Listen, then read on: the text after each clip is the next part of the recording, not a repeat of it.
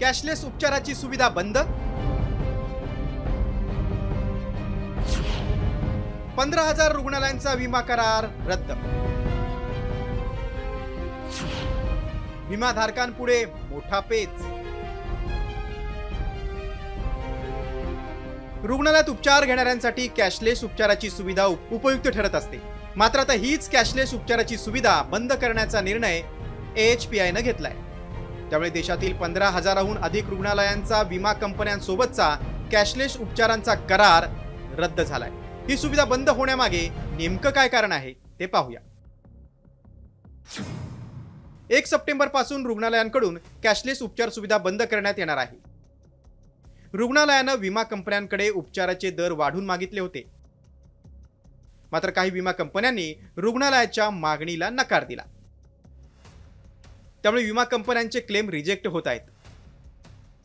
त्यातच कॅशलेस होण्यासाठी जास्त कालावधी लागत असल्यानं रुग्णांना नाहक त्रास सहन करावा लागतोय। त्यामुळे 15,000 रुग्णालयांनी कॅशलेस सुविधा बंद करण्याचा निर्णय घेतलाय। उत्तर भारतातील हजारो रुग्णालयांमध्ये हा निर्णय लागू होणार आहे।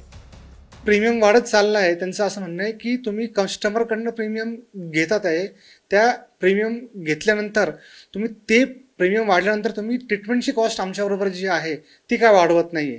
कारण की जो पण हेल्थ इन्शुरन्सचा कस्टमर एखाद्या हॉस्पिटल जातो तेव्हा त्याला एक प्राइसिंग दिलेली असते हॉस्पिटलला, त्या प्राइसिंगप्रमाणेच त्याला ते कोटेशन पाठवावं लागतं मेडिक्लेम कंपनीकडे आणि मेडिक्लेम कंपनी त्याप्रमाणे पाठवते। जर ओव्हर अँड अबव असेल तर कंपनी पास करत नाही।